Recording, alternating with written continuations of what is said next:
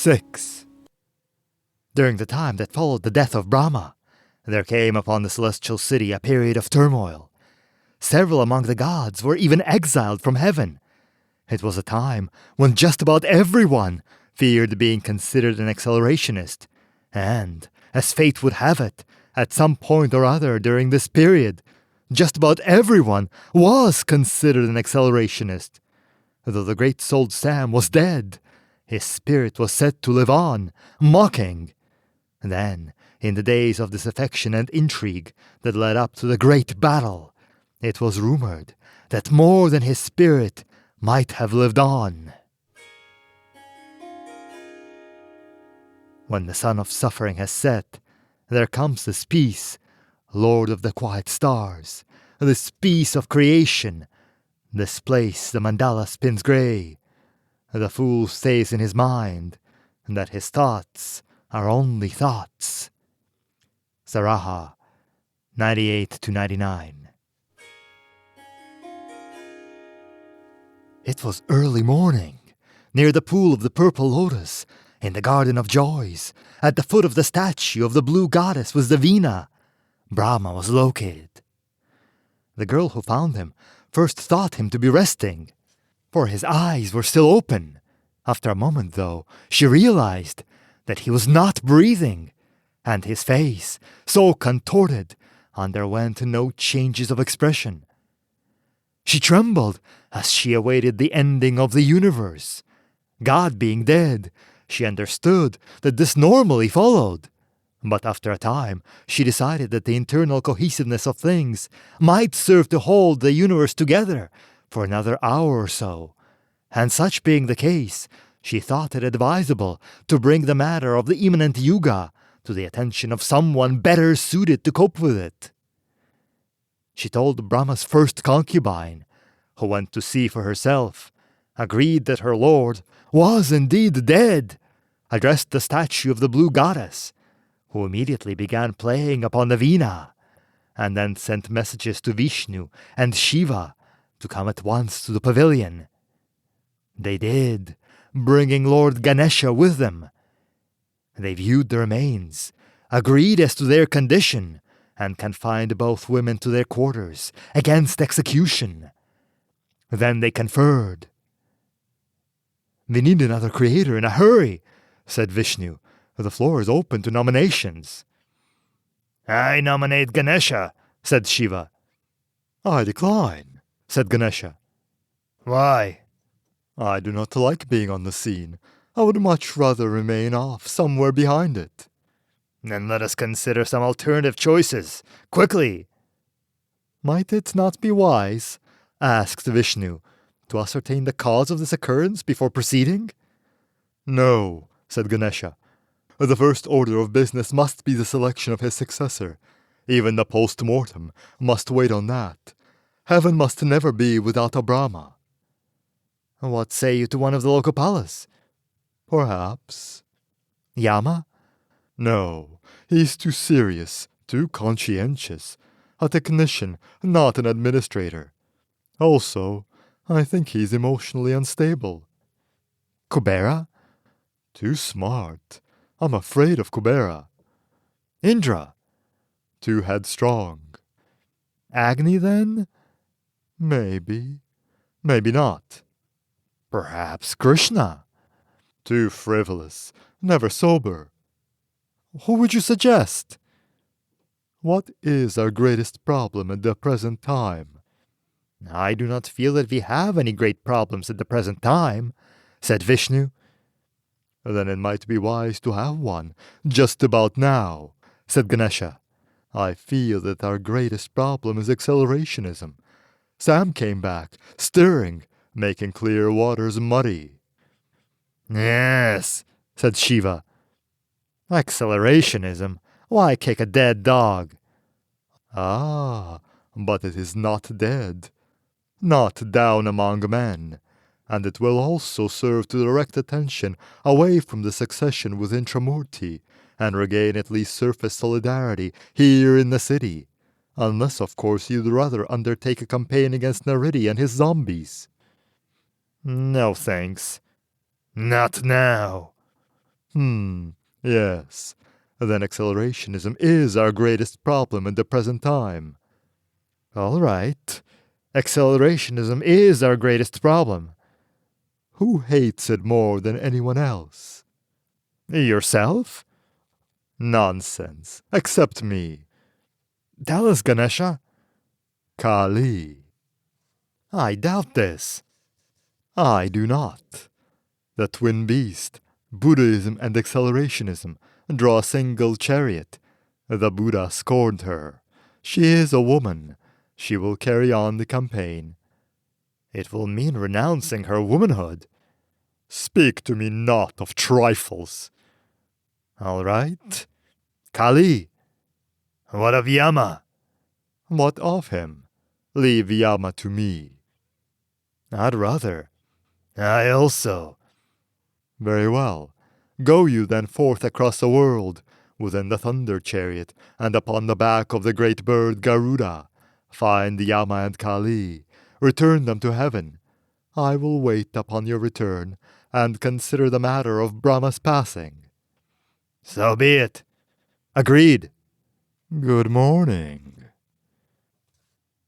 Good merchant Vama, wait! I would have words with thee. Yes, Kabata, what wouldest thou? It is difficult to find the words I would have with thee, but they do concern a certain state of affairs, which has aroused considerable sentiment on the parts of thy various adjacent neighbors. Oh, speak on then. Concerning the atmosphere. The atmosphere? The winds and the breezes, perhaps. Winds? Breezes? And the things they bear. Things? Such as? Odors, good Vama. Odors? What odors? Odors of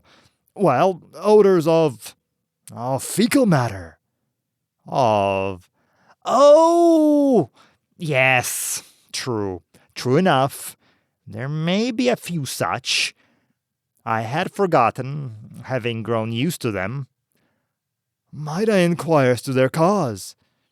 They are caused by the products of defecation, Kabata. Of this I am aware. I meant to make inquiry as to why they are present, rather than their source and nature.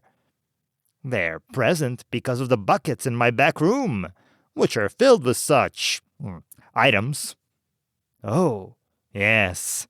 I've been saving the products of my family in this manner. I've been doing this for the past 8 days.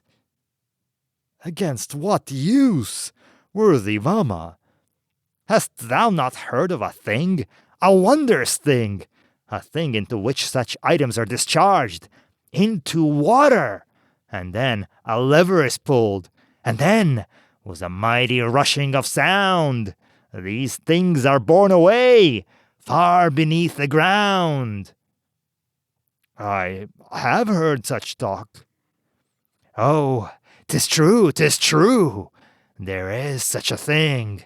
It has but recently been invented by one whom I should not name, and it involves great pipes, and a seat without a bottom, or a top, really. It is the most wonderful discovery of the age, and I will have me one within a matter of moons. Thou? Such a thing? Yeah! It shall be installed in the small room I've built into the back of my home. I may even give a dinner that night, and permit all my neighbors to make use of it. This is indeed wondrous, and thou generous. I feel so. But of the smells, they're caused by the buckets of items, which I'm preserving against the installation of this thing. Why? I should rather have it on my karmic record that this thing was used for these items, beginning with 8 days ago, rather than several moons from now. It will show my rapid advancement in this life. Ah! I see now the wisdom of thy ways, Vama. I did not wish it to appear that we stood in the way of any man who seeks to better himself. Forgive me if I gave this impression. Thou art forgiven.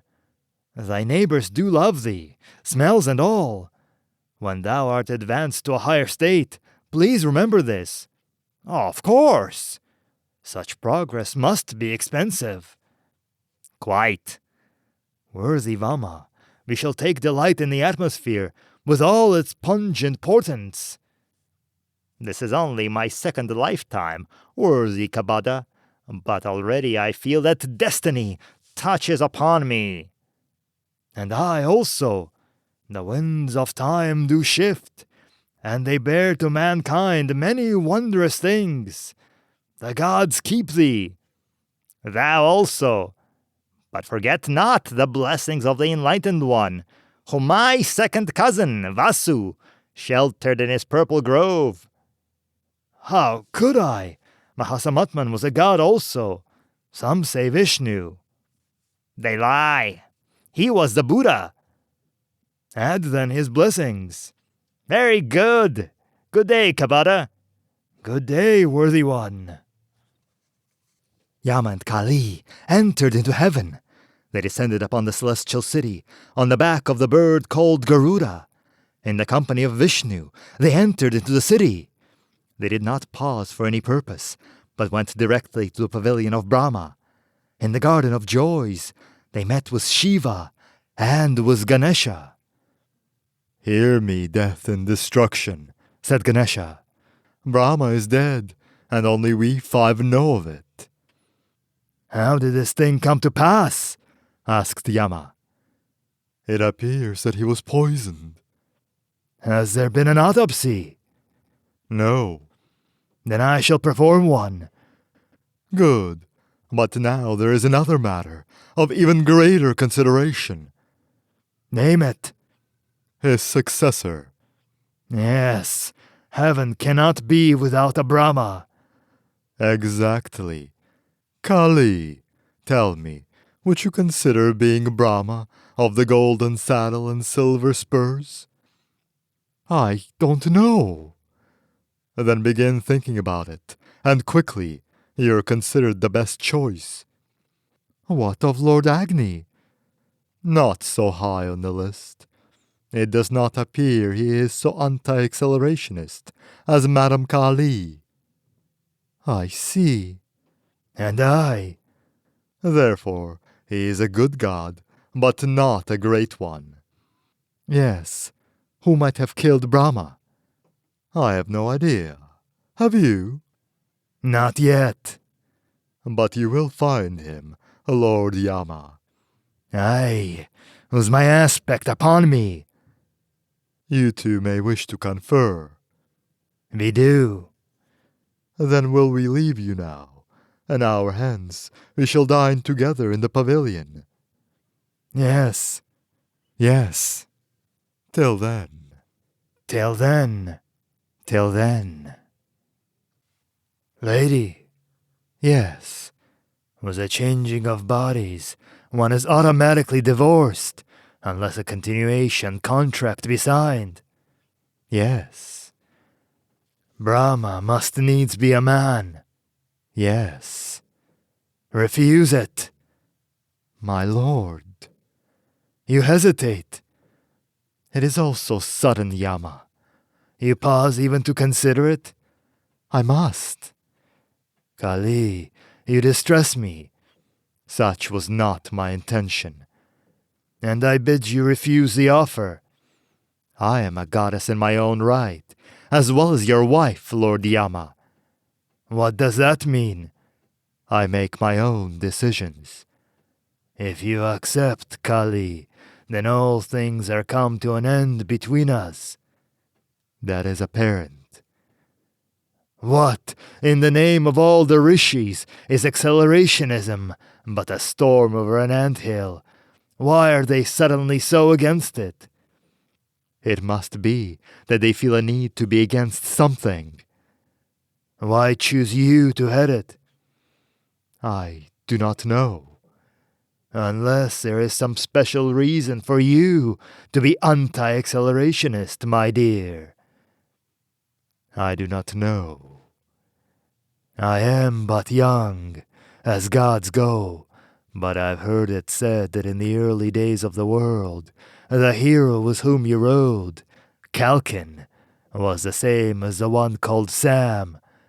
If you had reason to hate your ancient lord, and Sam was truly he, then could I see their enlisting you against this thing he had started. Might this be true? It might. Then, if you love me, and you're truly my lady, then let another be Brahma. Yama. They will want a decision within the hour, and I will have one for them. What will it be? I am sorry, Yama. Yama departed the Garden of Joys before dinner time. Though it was an unhealthy breach of etiquette, Yama, among all the gods, was deemed hardest to discipline, and was aware of this fact, as well as the reasons that lay behind it. So he left the Garden of Joys, and journeyed to the place where heaven stops. He dwelt that day and that night at World's End, nor was he disturbed by any callers. He spent time in each of the 5 rooms in the Pavilion of Silence. His thoughts being his own, you leave them alone, too. In the morning, he returned to the Celestial City. There, he learned of the death of Shiva. His trident had burned another hole in the dome, but his head had been smashed in by means of a blunt instrument, as yet unlocated. Yama went to his friend Kubera. Ganesha, Vishnu, and the new Brahma have already approached Agni to fill the place of the destroyer, Kubera said. I believe he will accept. Excellent. For Agni, said Yama. Who killed God? I've thought much upon it, said Kubera. And I believe that in the case of Brahma, it must have been someone with whom he was sufficiently familiar to have taken refreshment. And in the case of Shiva, someone well enough known to have surprised him. More than this, the opponent knows not. The same person? I'd bet money. Could it be part of an accelerationist plot? I find this difficult to believe. Those who are sympathetic to accelerationism have no real organization. Accelerationism is returned too recently to heaven for it to amount to more than that. A cabal, perhaps. Most likely a single individual did it, independent of backers. What other reason might be present? A vendetta? Or some minor deity out to become a major one? Why does anybody kill anybody? Can you think of anyone in particular?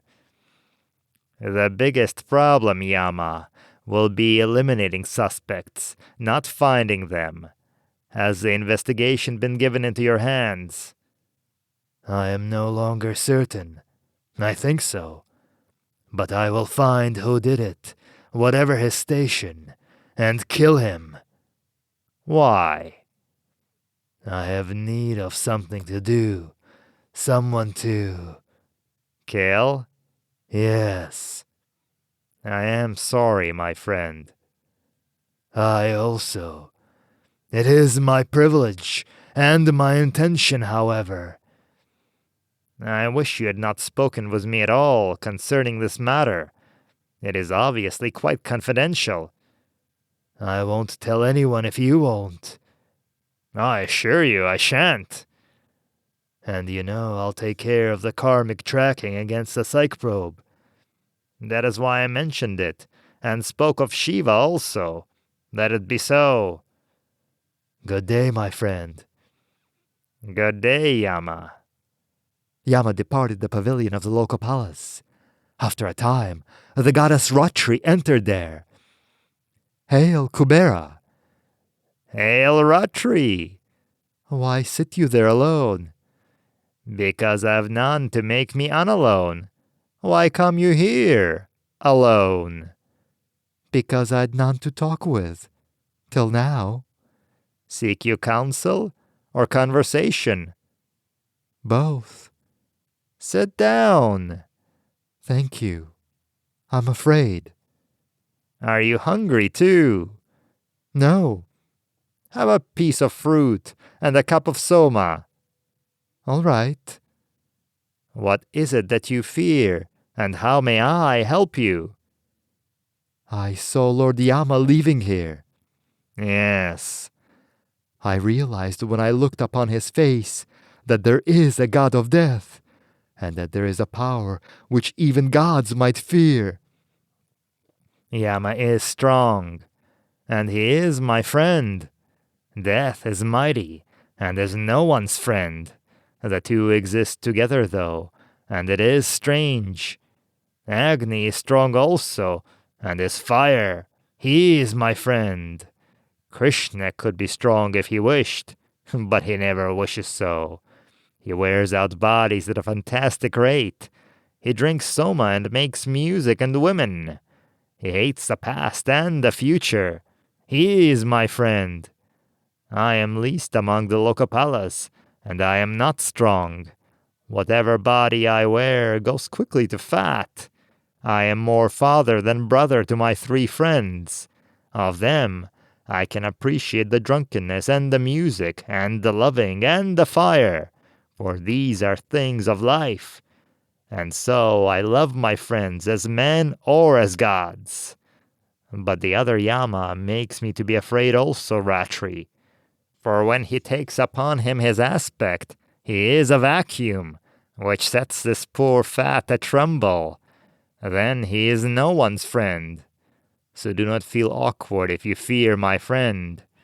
You know that when a god is troubled, his aspect rushes to comfort him, O goddess of the night. As even now it becomes twilight within this bower, though the day is far from ended. Know that you passed the troubled Yama. He returned fairly suddenly. Yes. May I ask why? I'm afraid the matter is confidential. Does it concern Brahma? Why do you ask? I believe Brahma is dead. I fear that Yama is summoned to find his slayer. I fear he will find me. Though I call down a century of night upon heaven, he will find me, and I cannot face the vacuum. What do you know regarding this alleged slaying? I believe I was either the last to see Brahma alive, or the first to see him dead, depending upon what his twitching body signified. What were the circumstances? I had gone to his pavilion early yesterday morning, to intercede with him that he might lift his wrath and permit the return of Lady Parvati. I was told to seek him in the garden of his joys, and I walked there. Told? Who told you? One of his women. I do not know her name. Go ahead. What happened then? I found him at the foot of the blue statue which plays upon the veena. He was twitching. There was no breathing. Then he stopped twitching even and was still. There was no heartbeat and no pulse that I could feel. So I called back a portion of the night to cloak me in shadows, and departed the garden. Why did you not summon assistance? It still might not have been too late. Because I wanted him to die, of course. I hated him for what he did to Sam, and for the driving away of Parvati and Varuna, and for what he did to the archivist, Tak, and for... Enough. One could go on all day thus. Did you depart directly from the garden, or did you stop back at the pavilion? I passed the pavilion and saw the same girl. I made myself visible to her and told her that I could not locate Brahma and would return later. He is dead, isn't he? What shall I do? Have another piece of fruit and some more soma. Yes, he's dead. Will Yama come after me? Of course. He will go after everyone who was seen anywhere near there. It was doubtless a reasonably quick-acting poison, and you were there right near the time of death. So naturally he will go after you, and he will have you psych-probed, along with all the others. This will reveal that you did not do it. So I suggest you simply await being called into custody. Do not tell anyone else this story. What shall I tell Yama? If he reaches you before I reach him, tell him everything, including the fact that you've spoken with me. This is because I am not even supposed to know that this thing has occurred. The passing of one among the Trimurti is always kept secret for as long as possible, even at the expense of lives. But the lords of karma would read it from your memory when you stood to a judgment. Just so long as they do not read it from your memory today, the knowledge of Brahma's passing will be kept to as small a group as possible. Since Yama may be conducting the official investigation and is also the designer of the psych probe, I do not think any Yellow Wheel people will be dragged in to run the machines. Still, I must confirm this fact with Yama, or suggest it to him, immediately. Before you go, Yes? you said that only a few may know of this thing, even if lives must be spent. Does that mean that I... No, you will live, because I will protect you. Why will you? Because you're my friend. Yama operated the machine that probes the mind. He probed 37 subjects, all of whom could have had access to Brahma in his garden during the entire day prior to the deicide. Of these, 11 were gods or goddesses, including Ratri, Sarasvati, Vayu, Mara, Lakshmi, Murugan, Agni, and Krishna. Of these 37 gods and men, none was found to be guilty. Kubera the artificer stood at Yama's side, and he regarded the psych tapes. What now, Yama? I do not know. Mayhap the killer was invisible? Perhaps. But you think not. I think not. Supposing everybody in the city were made to stand the probe.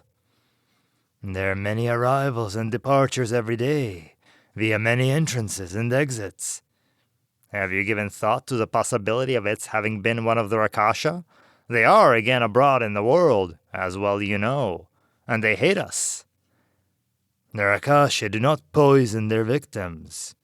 Also, I do not believe one could enter the garden because of the demon repelling incense. What now? I shall return to my laboratory and think. May I accompany you to the vasty hall of death? If you wish. Kubera returned with Yama, and while Yama thought, Kubera pursued his master tape index, which he had set up when experimenting with the first psych probe machines. They were discarded. They were incomplete, of course. Only the lords of karma kept up-to-date life record tapes on everyone in the celestial city. Kubera knew this, of course. The printing press was rediscovered in a place called Knesset, by the river Vedra. Experiments with sophisticated plumbing were also going on in this place. 2 very fine temple artists also appeared on the scene, and an old glass cutter made a pair of bifocals and began grinding out more. Therefore, indicators were that one of the city-states was undergoing a renaissance. Brahma decided it was time to move against accelerationism. A war party was raised in heaven, and the temples of the cities adjacent to Knesset sent out the call to the faithful to be ready for holy war. Shiva the Destroyer bore only a token trident, for his real faith lay with the wand of fire that he wore at his side. Brahma, of the golden saddle and silver spurs, bore a sword, a wheel, and a bow. The new Rudra bore the bow and quiver of old. Lord Mara wore a shimmering cloak, which changed colors constantly, and none could tell what sort of weapon he bore, or what sort of chariot he mounted. For to stare upon him overlong was to feel one's head swim, and things changed their shapes about him, save for his horses, whose mouths constantly dripped blood, which smoked where it fell.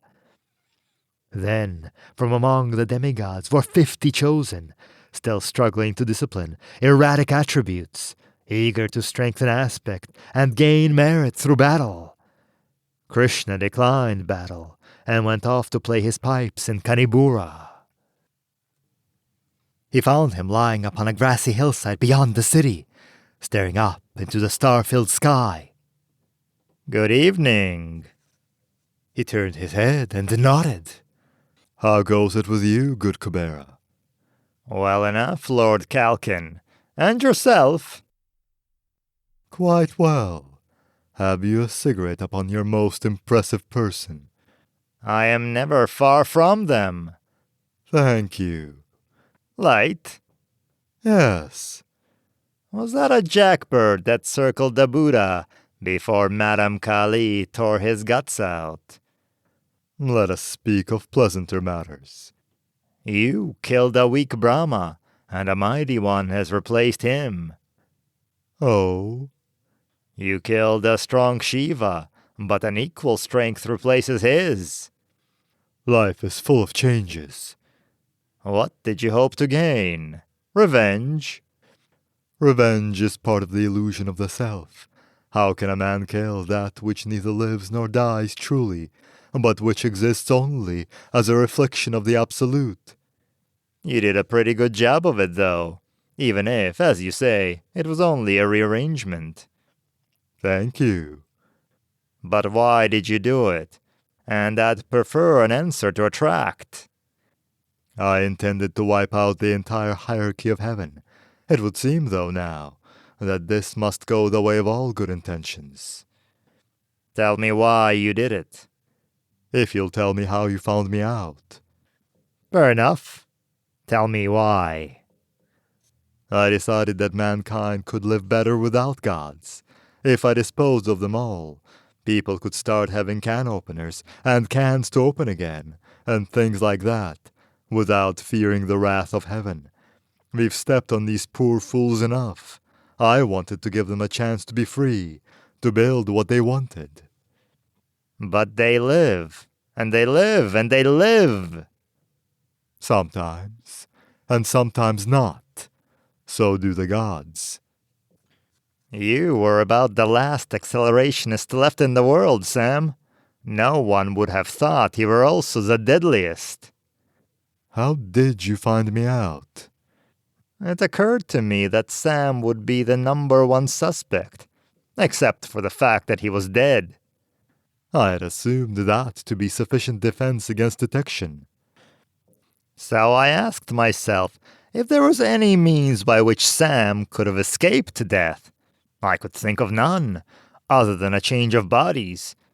Who, I then asked myself, took upon him a new body the day Sam died? There was only Lord Morgan. This did not seem logical, however, because he did it after Sam's death, not before it. I dismissed that part for a moment. You, Morgan, having been among the 37 suspects, were probed and passed upon as innocent by Lord Yama.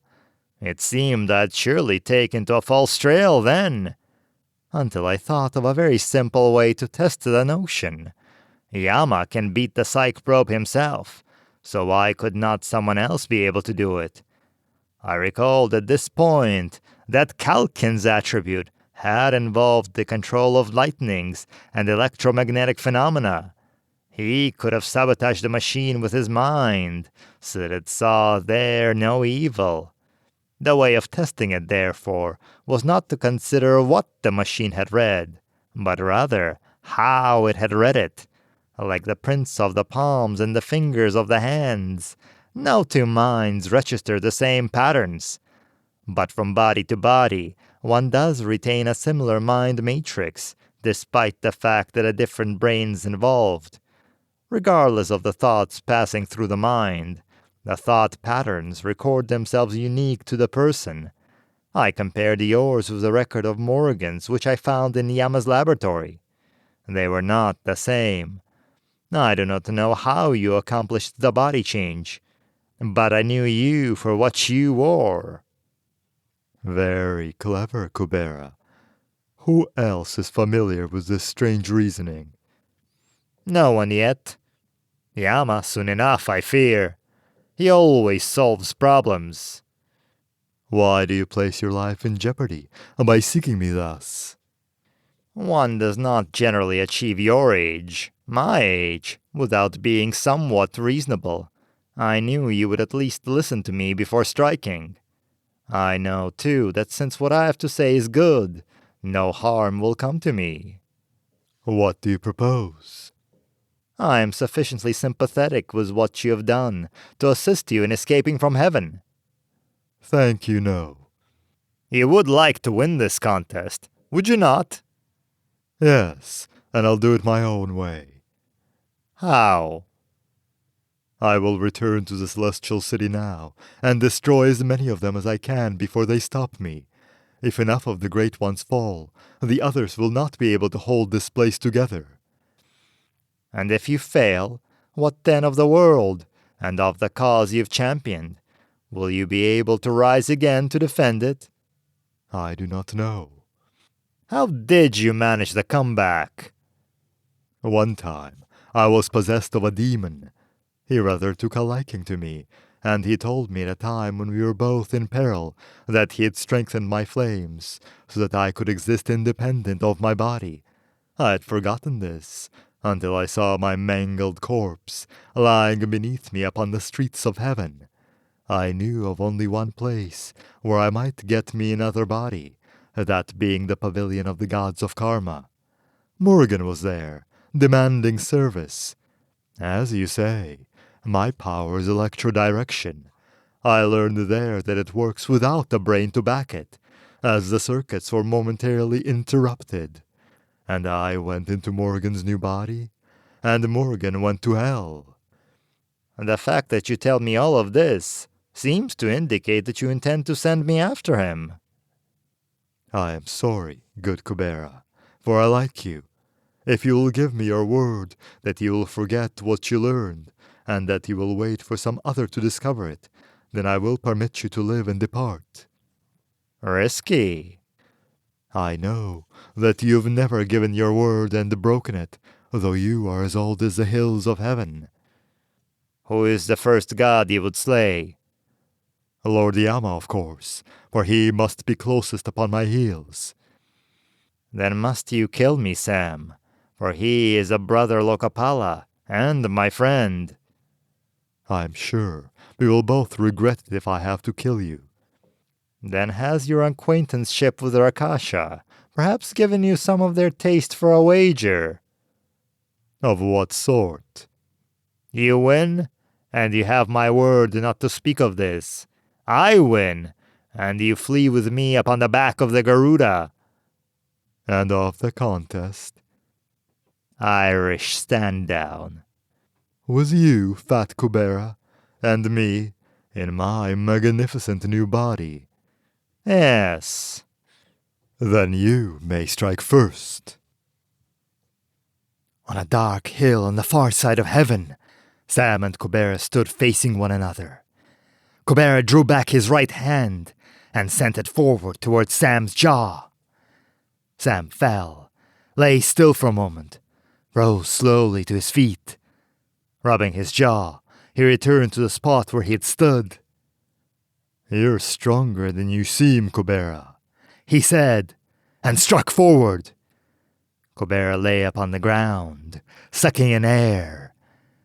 He tried to rise, thought better of it, moaned once, then struggled back to his feet. I didn't think you'd get up, said Sam. Kubera moved to face him, a dark, moist line descending his chin.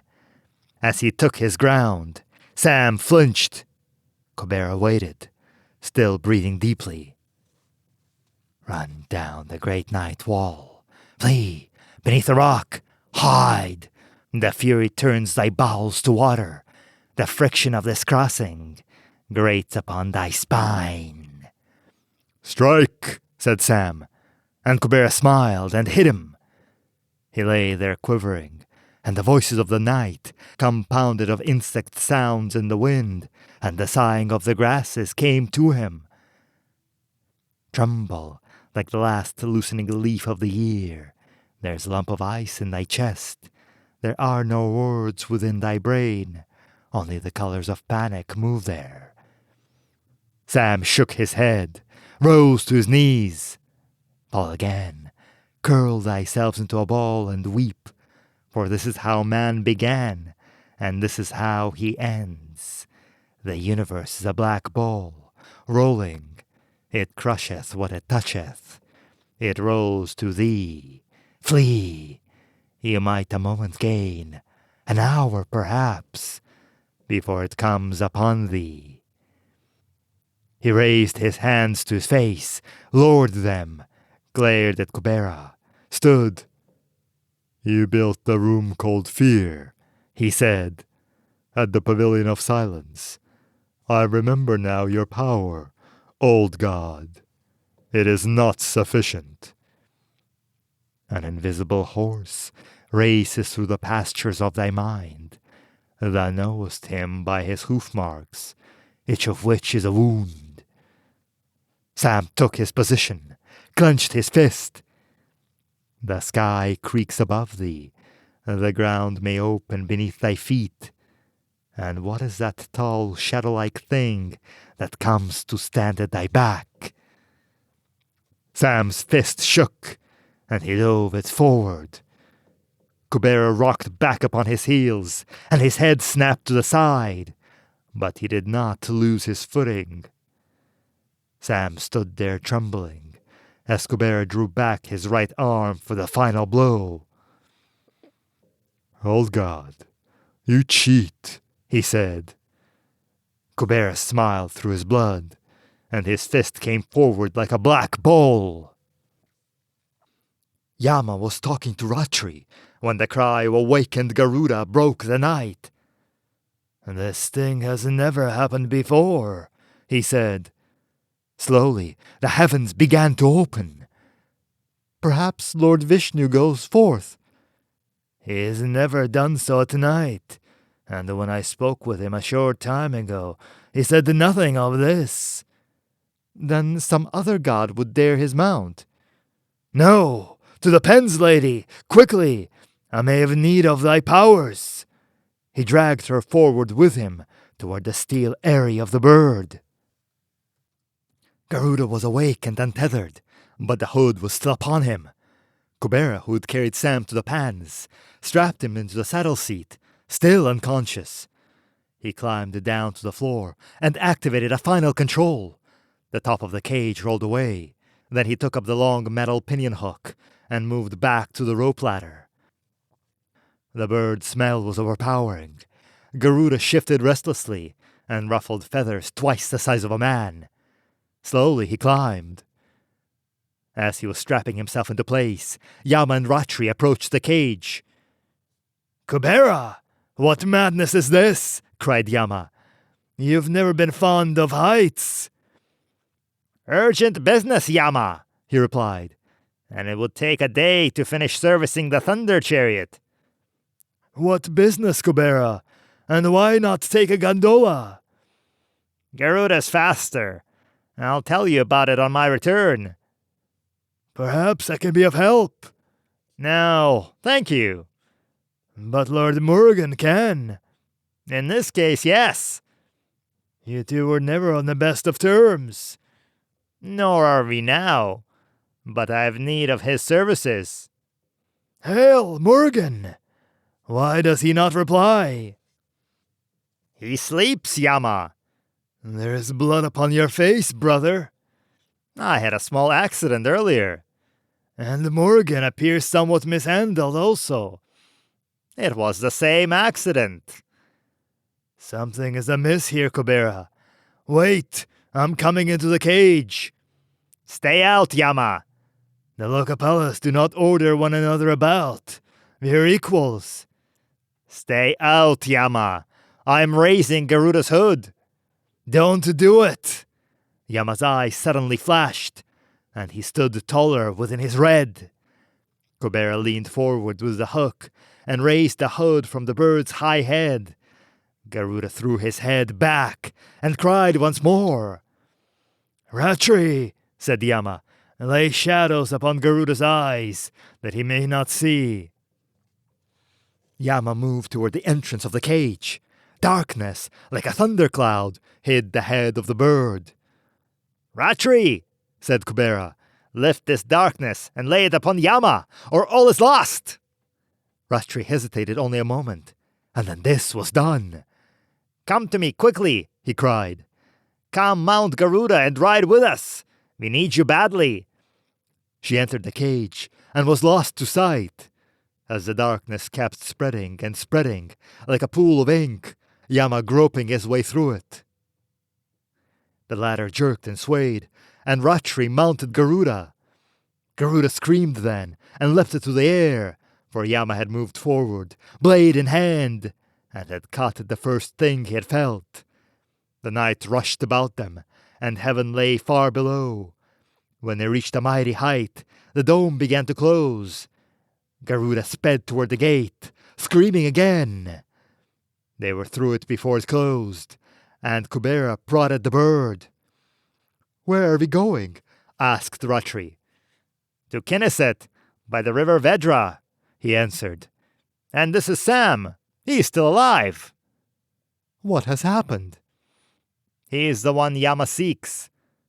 "Will he seek him in Knesset?" Doubtless, lady, doubtless. But ere he finds him, we may be better prepared. In the days that preceded the great battle, the defenders came to Knesset.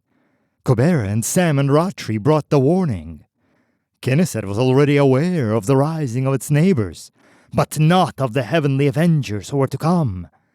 Sam drilled the troops who would fight against gods, and Kubera drilled those who would fight against men. Black armor was forged for the goddess of night, of whom it has been said, "Guard us from the she-wolf and the wolf, and guard us from the thief, O night." And on the third day there was a tower of fire before Sam's tent, on the plain outside the city. It is the Lord of Hellwell come to keep his promise, O Siddhartha, said the voice that rang within his head. "Taraka, how did you find me? Recognize me."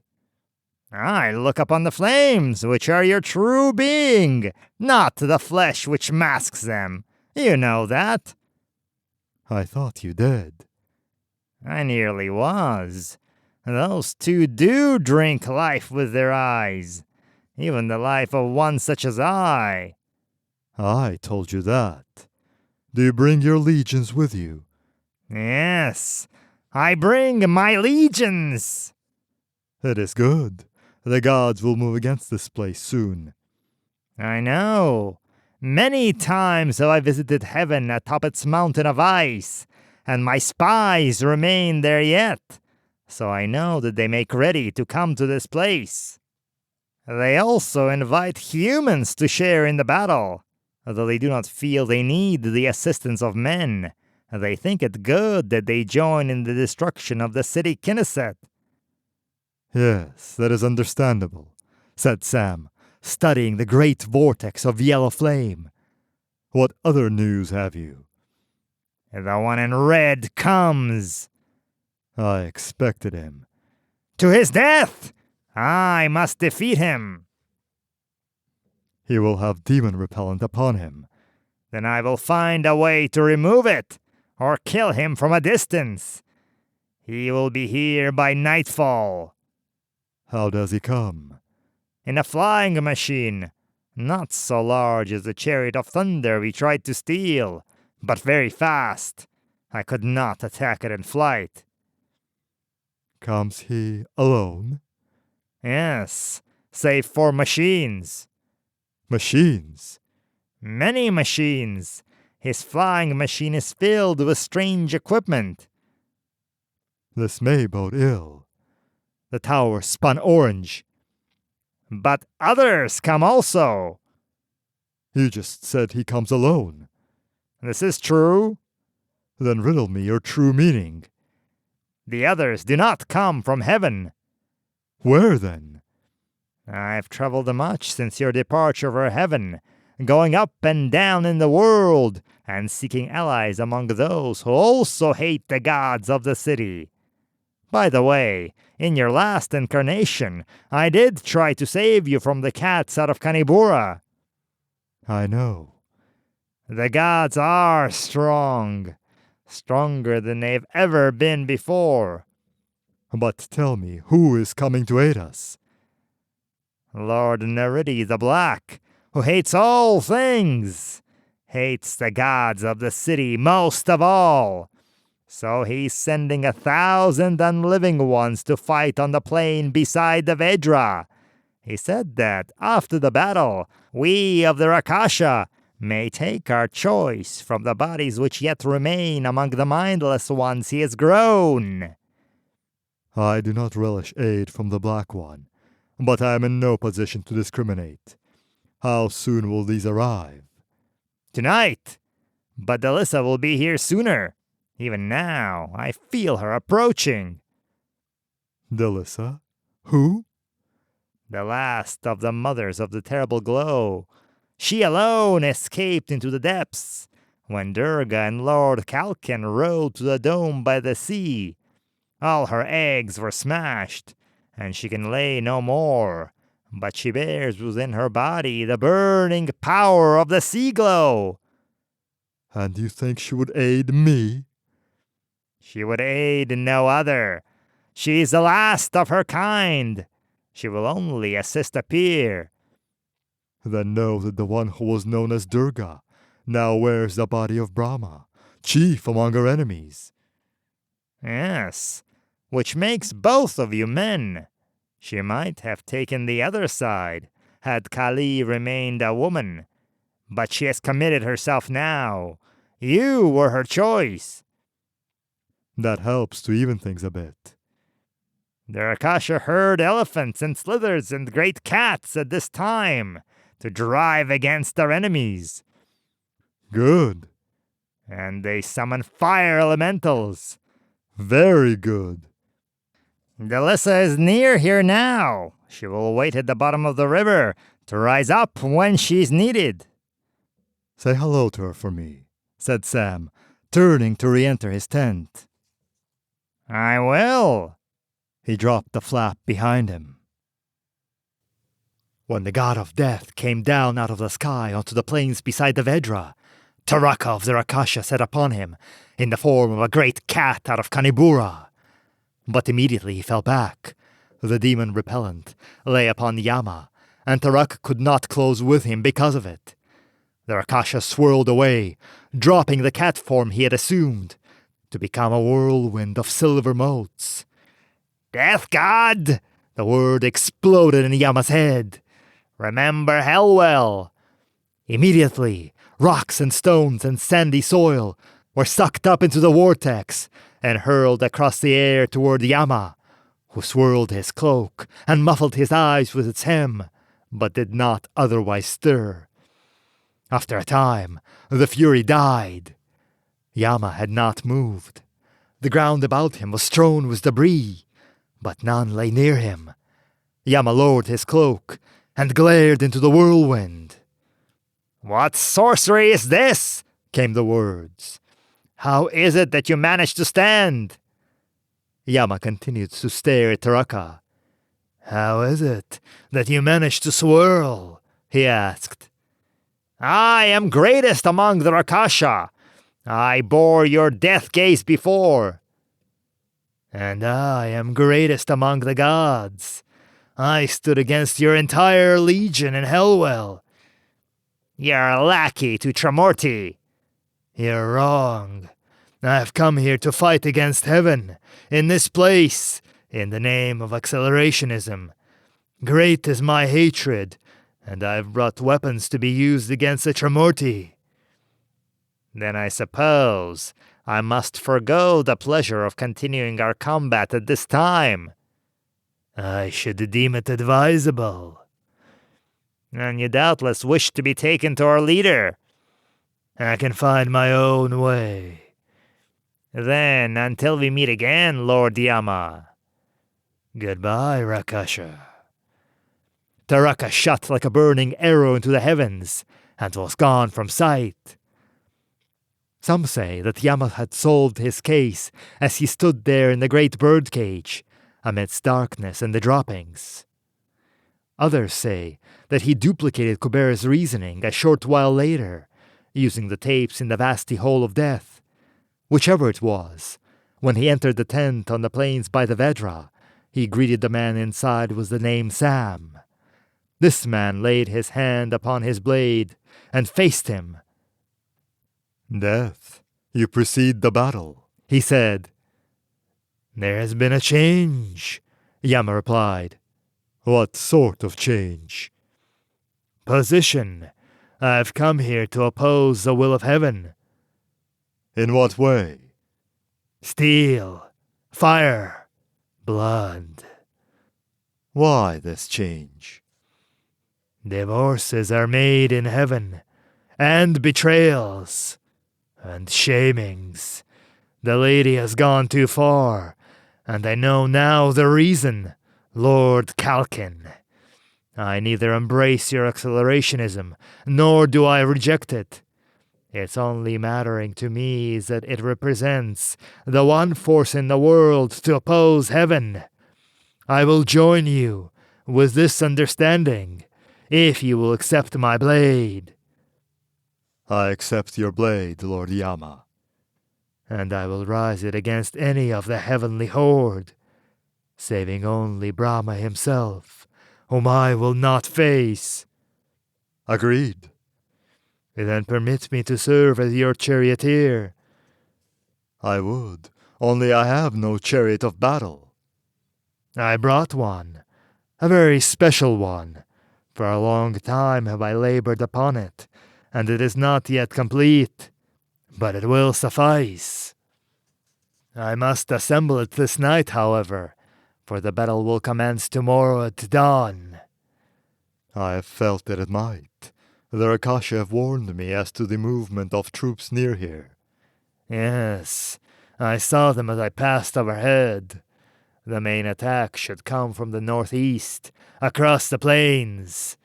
The gods will join in later, but there will doubtless be parties coming from all directions, including up the river." "We control the river. The Lissy of the Glow waits at its bottom.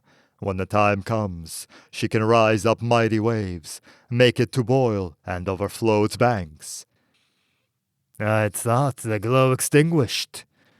"Say for her it is. She is the last." "I take it the Rakasha will fight with us." "Yes, and others."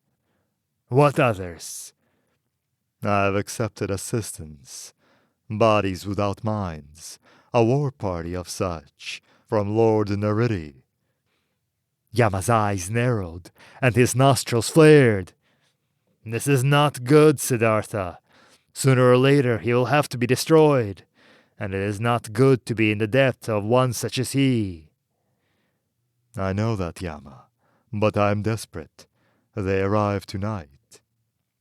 "If we win, Siddhartha, toppling the celestial city, breaking the old religion, freeing man for industrial progress, still will there be opposition. Nariti, who has waited all these centuries for the passing of the gods, will then have to be fought and beaten himself.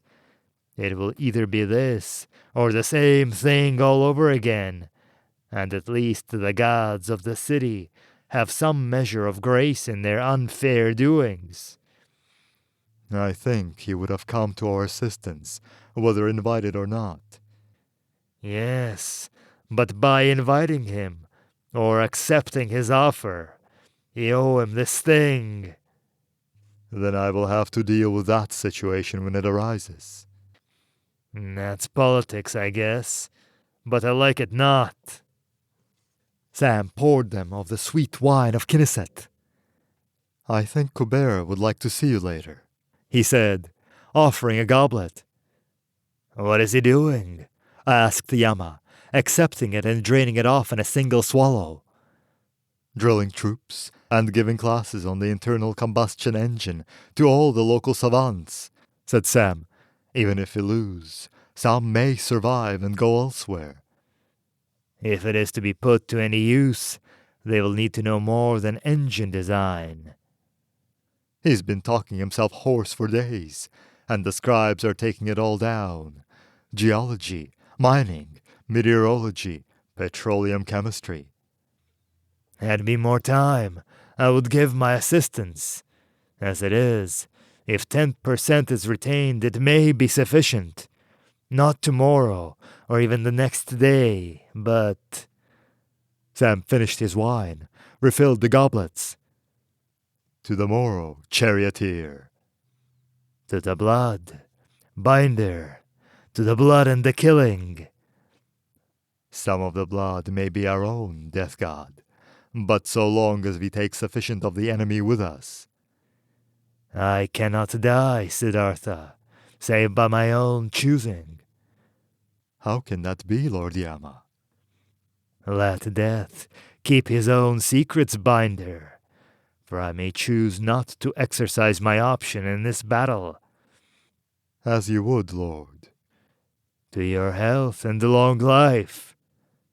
To yours. The day of the battle dawned pink as the fresh-bitten thigh of a maiden. A small mist drifted in from the river.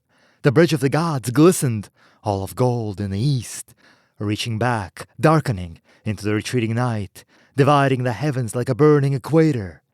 The warriors of Knesset waited outside the city, upon the plain by the Vedra. 5,000 men, with blades and bows, pikes and slings, waited for the battle. 1,000 zombies stood in the front ranks, led by the living sergeants of the Black One, who guided all their movements by the drum, scarves of black silk curling in the breeze, like snakes of smoke upon their helmets. 500 lancers were held to the rear. The silver cyclones that were the Rakasha hung in the middle air. Across the half-lit world, the occasional growl of a jungle beast could be heard. Fire elementals glowed upon the tree limb, lance, and pen and pole. There were no clouds in the heavens. The grasses of the plains were still moist and sparkling. The air was cool, and the ground still soft enough to gather footprints readily. Grey and green and yellow were the colors that smote the eye beneath the heavens, and the Vedra swirled within its banks, gathering leaves from its escort of trees. It is said that each day recapitulates the history of the world, coming up out of the darkness and cold into confused light and beginning warmth, consciousness blinking its eye somewhere in mid-morning. Awakening thoughts, a jumble of illogic and unattached emotion, and all speeding together toward the order of noontide, the slow, poignant decline of dusk, the mystical vision of twilight, the end of entropy that is night once more. The day began. A dark line was visible at the far end of the field. A trumpet note cut the air, and that line advanced. Sam stood in his battle chariot at the head of the formation, wearing burnished armor and holding a long grey lance of death. He heard the words of death, who wore red and was his charioteer. Their first wave is of slithered cavalry. Sam squinted at the distant line. It is, said his charioteer. Very well. He gestured with his lance, and the Rakasha moved forward like a tidal wave of white light. The zombies began their advance. When the white wave and the dark line came together, there was a confusion of voices, hisses, and the rattle of arms. The dark line halted, great gouts of dust fuming above it. Then came the sounds of the aroused jungle, as the gathered beasts of prey were driven upon the flank of the enemy. The zombies marched to a slow, steady drumbeat, and the fire elementals flowed on before them, and the grasses withered where they passed. Sam nodded to death, and his chariot moved slowly forward, riding upon its cushion of air. At his back, the army of Knesset stirred. Lord Kobera slept, drugged to the sleep that is like unto death, in a hidden vault beneath the city. The Lady Ratri mounted a black mare at the rear of the Lancers' formation. Their charge has been broken, said Death. Yes. All their cavalry was cast down, and the beasts still rage among them. They have not yet reformed their ranks. The Rakasha hurl avalanches like rain from the heavens, down upon their heads. Now there comes the flow of fire. Yes. We will destroy them. Even now they see the mindless minions of Neridi coming upon them like a single man, all in a step and without fear. Their drums keeping time, perfect and agonizing, and nothing behind their eyes, nothing at all. Look above their heads then, and they see us here as within a thundercloud, and they see that Death drives your chariot. Within their hearts there comes a quickening, and there's a coldness upon their biceps and their thighs. See how the beasts pass among them. Yes. Let there be no bugles within our ranks, Siddhartha, for this is not a battle, but a slaughter. Yes. The zombies slew everything they passed, and when they fell, they went down without a word, for it was all the same with them, and words mean nothing to the unliving. They swept the field, and the fresh wave of warriors came at them. But the cavalry had been broken. The foot soldiers could not stand before the lancers and the Rakasha, the zombies, and the infantry of Knesset. The razor-edged battle chariot driven by Death cut through the enemy like a flame through a field. Missiles and hurled spears turned in mid-flight to speed off at right angles before they could touch upon the chariot or its occupants. Dark fires danced within the eyes of Death as he gripped the twin rings with which he directed the course of the vehicle. Again and again he drove down without mercy upon the enemy, and Sam's lance darted like a tongue of a serpent as they passed through the ranks. From somewhere the notes of retreat were sounded, but there were very few who answered the call. "Wipe your eyes, Siddhartha," said Death, "and call a new formation. The time has come to press the attack. Manchesuri of the sword must order the charge." Yes, Death, I know. "We hold the field, but not the day. The gods are watching, judging our strength." Sam raised his lance in a signal, and there was a fresh movement among the troops. Then a new stillness hung about them. Suddenly there was no wind, no sound. The sky was blue. The ground was a grey-green trampled thing. Dust, like a spectre hedge, hovered in the distance. Sam surveyed the ranks, moved his lance forward. At that moment, there came the clap of thunder. "The gods will enter the field," said Death, looking upward. The thunder chariot passed overhead. No rain of destruction descended, however. Why are we still alive? Asked Sam. "I believe they would rather our defeat be more ignominious. Also, they may be afraid to attempt to use the thunder chariot against its creator. Justly afraid." In that case, said Sam, and he gave the signal for the troops to charge. The chariot bore him forward. At his back, the forces of Knesset followed. They cut down the stragglers. They smashed through the guard that attempted to delay them. In the midst of a storm of arrows, they broke the archers. Then they faced the body of the Holy Crusaders, who had sworn to level the city of Knesset. Then there came the notes of heaven upon a trumpet. The opposing lines of human warriors parted. The 50 demigods rode forth. Sam raised his lance. "Siddhartha," said Death, "Lord Kalkin was never beaten in battle." "I know." "I have with me the talisman of the binder. That which was destroyed upon the pirate world's end was a counterfeit. I retained the original to study it. I never had the chance.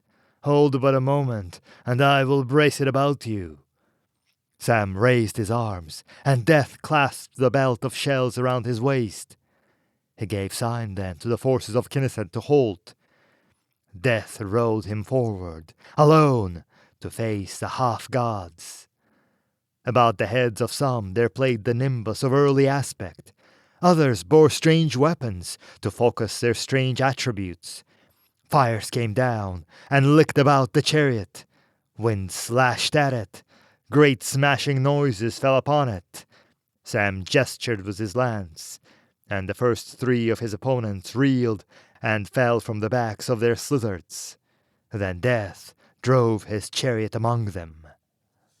Its edges are razors, and its speed 3 times that of a horse, and twice that of a slithard. A mist sprang up about him as he rode, a mist of blood. Heavy missiles sped down toward him, and vanished to one side or the other. Ultrasonic screams assailed his ears, but somehow were partly deadened.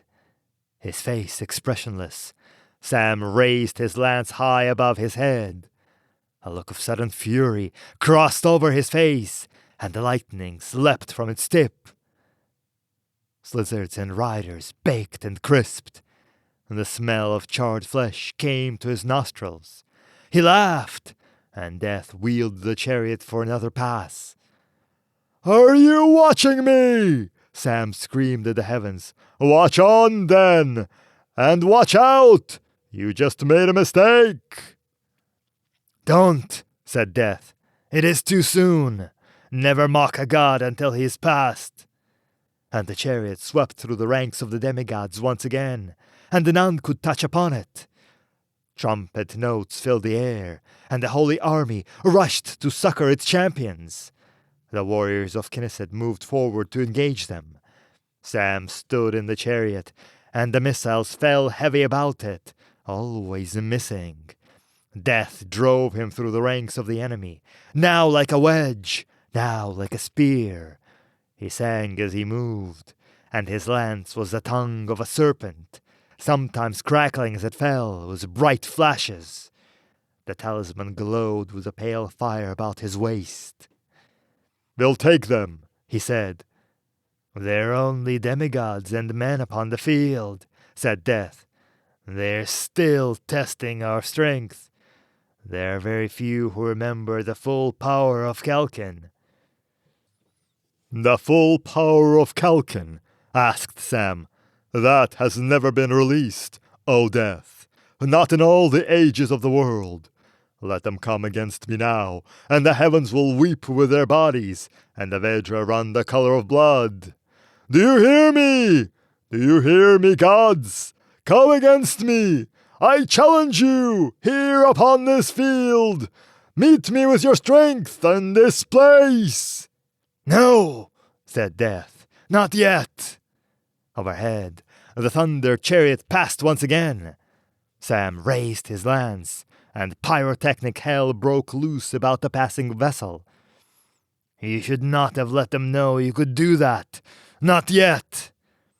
The voice of Taraka came to him then, across the din of the battle, and the song was in his brain.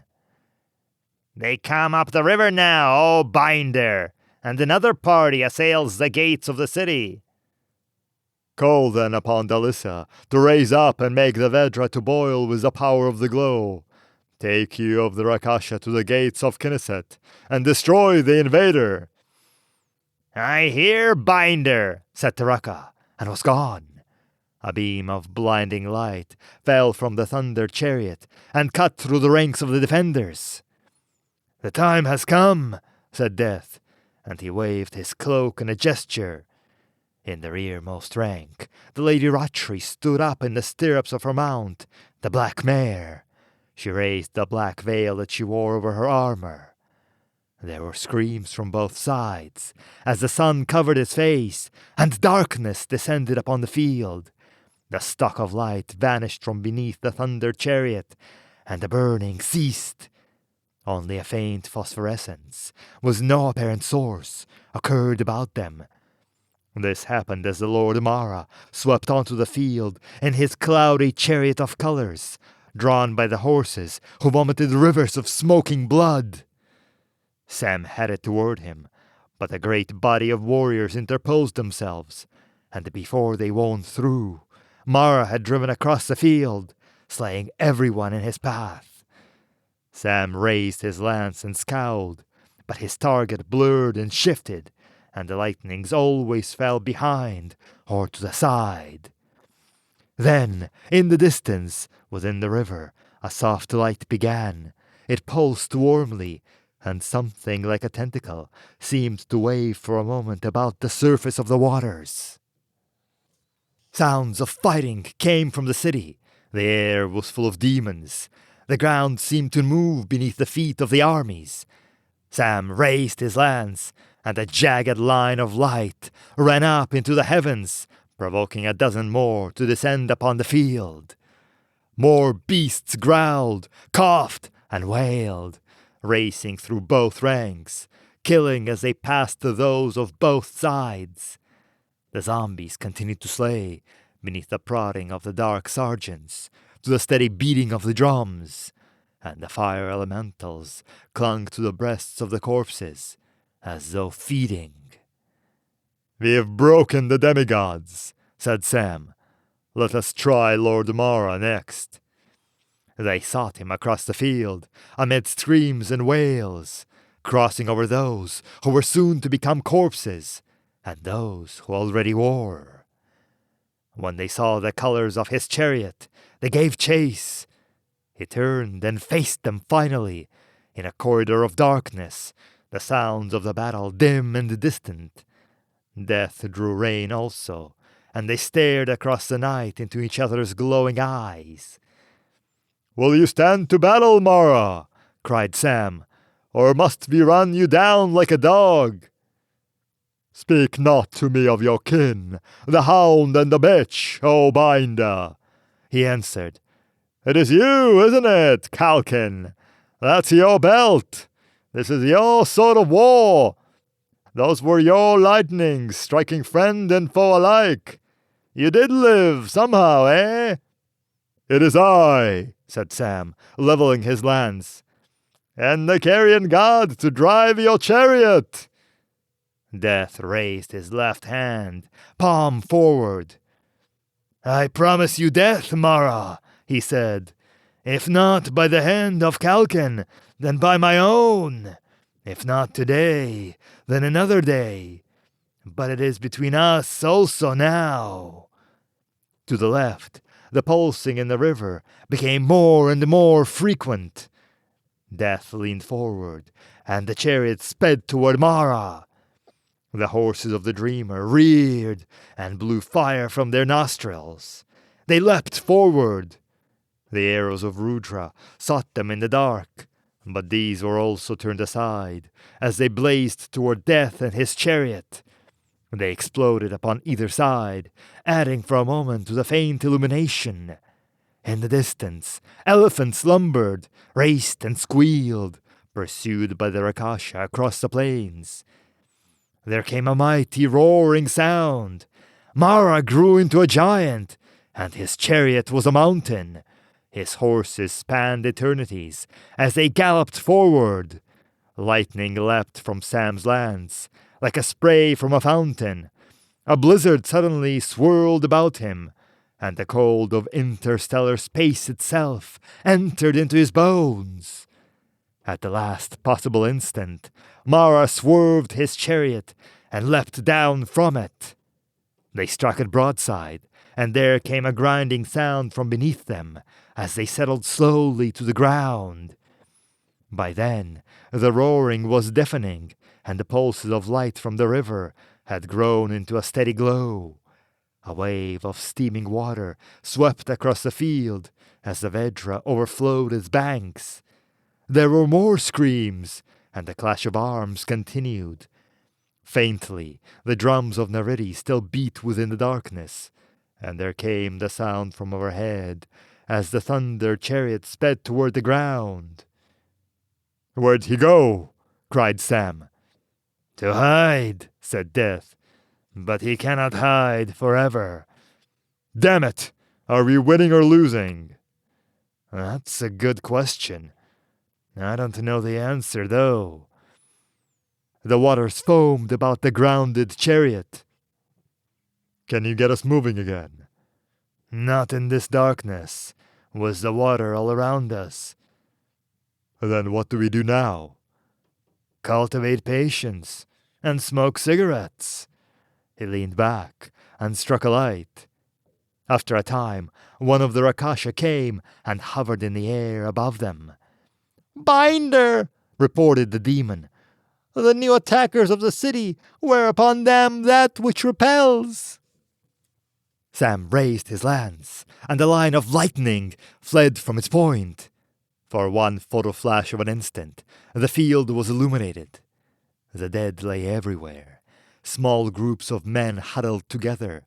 Some lay twisting in combat upon the ground. The bodies of animals were strewn among them. A few large cats still wandered, feeding.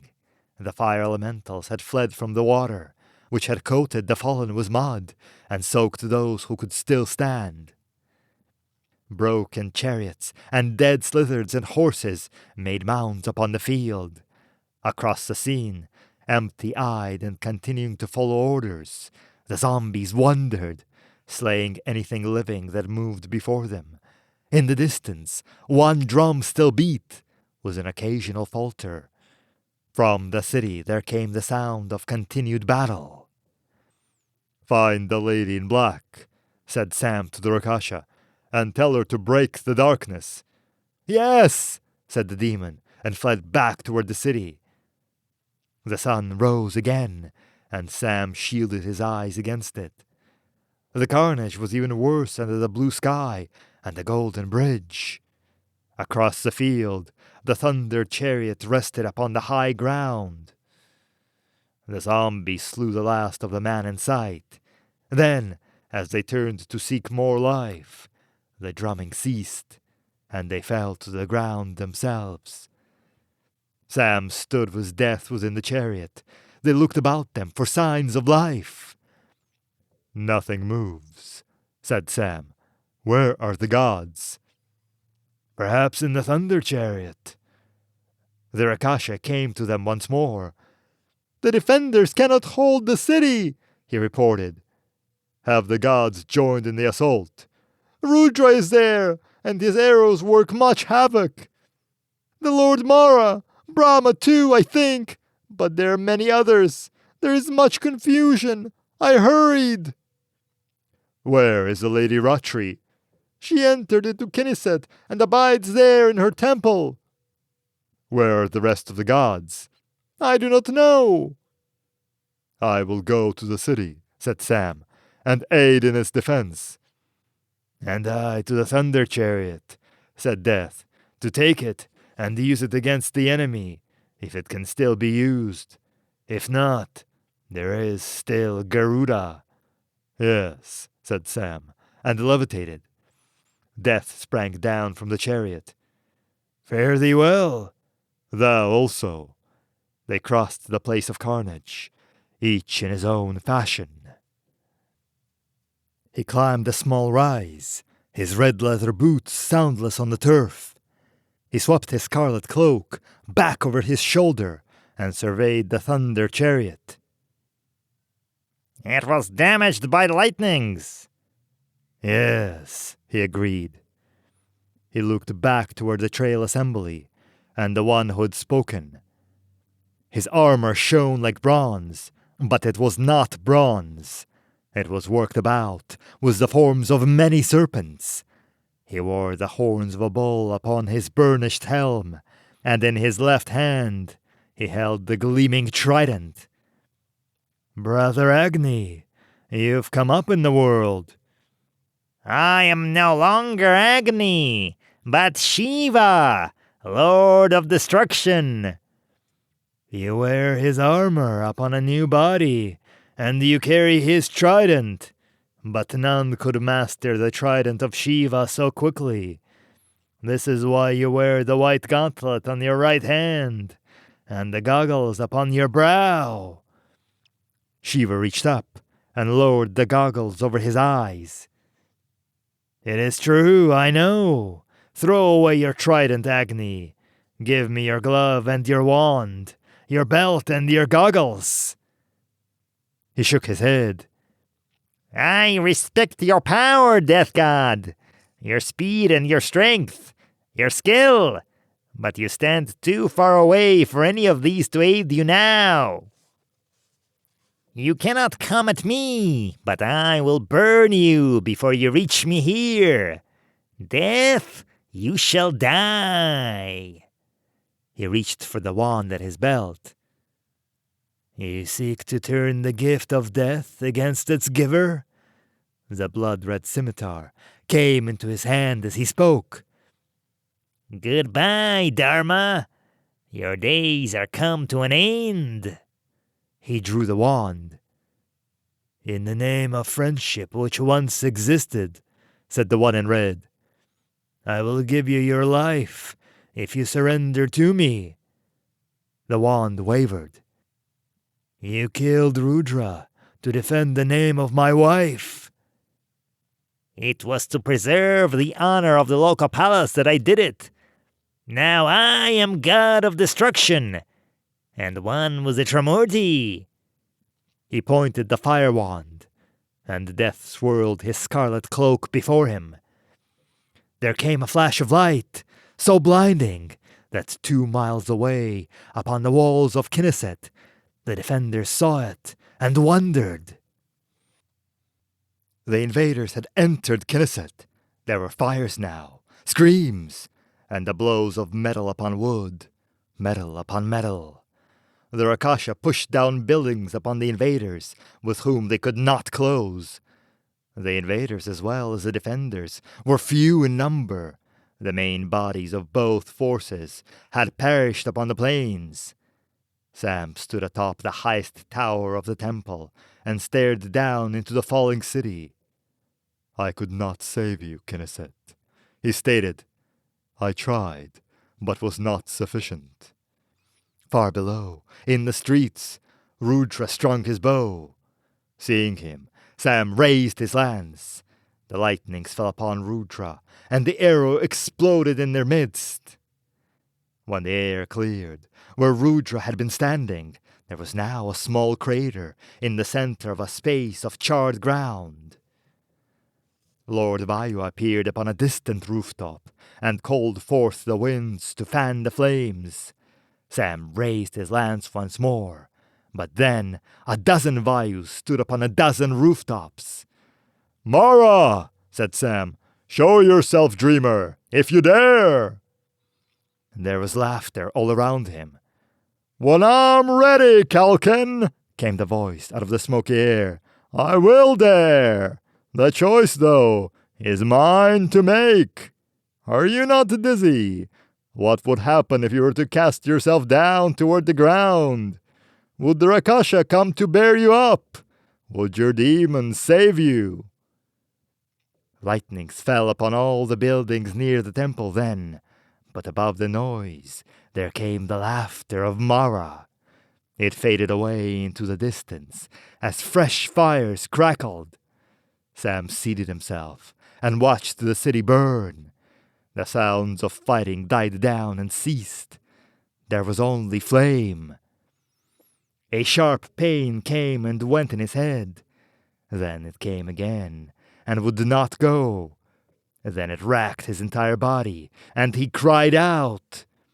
Brahma, Vayu, Mara, and 4 demigods stood below in the street. He tried to raise his lance, but his hand shook so that it fell from his grasp, rattled on brick, was gone. The scepter that was a skull and a wheel was pointed in his direction. "Calm down, Sam," said Brahma, moving it slightly so that the panes shifted and burned. "You and Ratri are the only ones left alive. You're the last. Surrender!" He struggled to his feet and clasped his hands upon his glowing belt. He swayed and said the words through clenched teeth. "Very well, I shall come down as a bomb into your midst." Then the sky was darkened, lightened, darkened. A mighty cry rose above the sound of the flames. It is Garuda, said Mara. Why would Vishnu come now? Garuda was stolen, do you forget? The great bird dived upon the burning city like a titan phoenix toward its flaming nest. Sam twisted his head upward and saw the hood suddenly fall over Garuda's eyes. The bird fluttered its wings, then plummeted toward the gods, where they stood before the temple.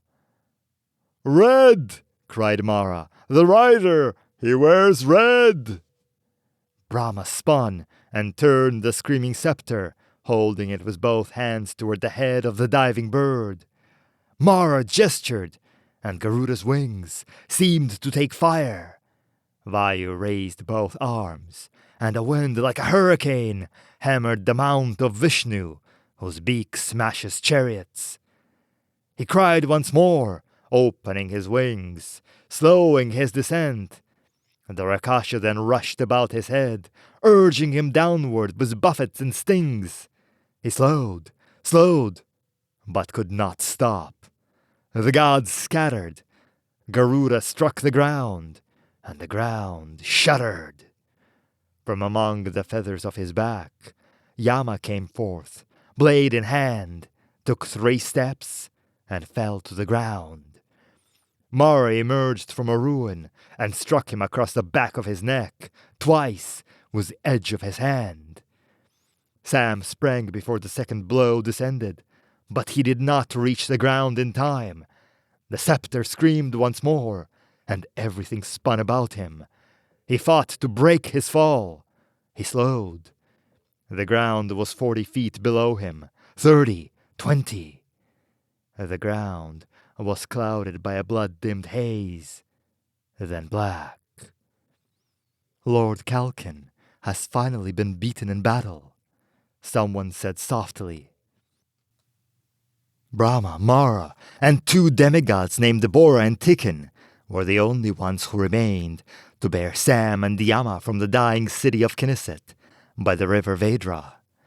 The Lady Ratri walked before them, a cord looped about her neck. They took Sam and Yama to the Thunder Chariot, which was even more damaged than it had been when they left it, having a great gaping hole in its right side, and part of its tail assembly missing. They secured their prisoners in chains, removing the talisman of the binder and the crimson cloak of death. They sent a message then to heaven, and after a time, sky gondolas came to return them to the celestial city. We have won, said Brahma. Knesset is no more. A costly victory, I think, said Mara. But we have won, and the Black One stirs again. He sought but to test our strength. And what must he think of it? We lost an entire army, and even gods have died this day. We fought with death, the Rakasha, Kalkin, night, and the mother of the glow. Nariti will not lift up his hand against us again, not after winning such as this. Mighty is Brahma, said Mara, and turned away. The lords of Karma were called to stand in judgment of the captives. The Lady Ratri was banished from the city and sentenced to walk the world as a mortal, always to be incarnated into middle-aged bodies of more than usually plain appearance, bodies that could not bear the full power of her aspect or attributes. She was shown this mercy because she was judged an incidental accomplice only, one misled by Kubera, whom she had trusted. When they sent after Lord Yama to bring him to judgment, he was found to be dead in his cell. Within his turban there had been a small metal box. This box had exploded. The lords of Karma performed an autopsy and conferred. Why did he not take poison if he wished to die? Brahma had asked. It would be easier to conceal a pill than a box. It is barely possible, said one of the lords of Karma, that somewhere in the world he had another body, and that he sought to transmigrate by means of a broadcast unit, which was set to destroy itself after use. Could this thing be done? No, of course not. Transfer equipment is bulky and complicated. But Yama boasted he could do anything. He once tried to convince me that such a device could be built. But the contact between the two bodies must be direct, and by means of many leads and cables. And no unit that tiny could have generated sufficient power. Who built you the psych probe? Asked the Brahma. Lord Yama? And Shiva, his thunder chariot, and Agni, the fire wand, Rudra, his terrible bow, the trident, the bright spear. Yama? I should like to advise you, then, that at approximately the same time as that tiny box must have been operating, a great generator, as of its own accord, turned itself on within the vasty hall of death. It functioned for less than 5 minutes, and then turned itself off again. Broadcast power? Brahma shrugged. It is time to sentence Sam. This was done, and since he had died once before, without much effect, it was decided that a sentence of death was not in order. Accordingly, he was transmigrated, not into another body. A radio tower was erected. Sam was placed under sedation. Transfer leads were attached in the proper manner, but there was no other body. They were attached to the tower's converter. His Atman was projected upward through the opened dome into the great magnetic cloud that circled the entire planet and was called the Bridge of the Gods. Then he was given the unique distinction of receiving a second funeral in heaven. Lord Yama received his first, and Brahma, watching the smoke arise from the pyres, wondered where he really was. The Buddha has gone to Nirvana, said Brahma. Preach it in the temples, sing it in the streets. Glorious was his passing. He has reformed the old religion, and we are better now than ever before. Let all who would think otherwise remember Knesset. This thing was done also, but they never found the Lord Kubera. The demons were free. Nariti was strong. And elsewhere in the world there were those who remembered bifocal glasses and toilets that flushed, petroleum chemistry and internal combustion engines, and the day the sun had hidden its face from the justice of heaven.